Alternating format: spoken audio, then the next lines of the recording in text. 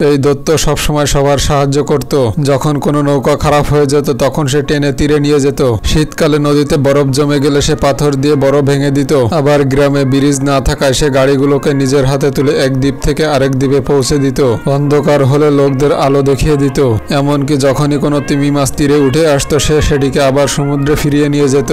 কিন্তু ধীরে ধীরে গ্রামটা শহরে পরিণত হতে লাগলো। ভারী জাহাজ আসতে শুরু করলো যেগুলো নিজেদের ওজনেই বরফ ভেঙে ফেলতো। শহরের ইঞ্জিনিয়াররা দৈত্যের উচ্চতা না ভেবে শহর বানায় ব্রিজ তৈরি করে। তাই যখন সে হুঁচট খেত তখন ব্রিজ ভেঙে যেত। ছোট নৌকা টানার জন্য তখন বড় বড় জাহাজই যথেষ্ট ছিল।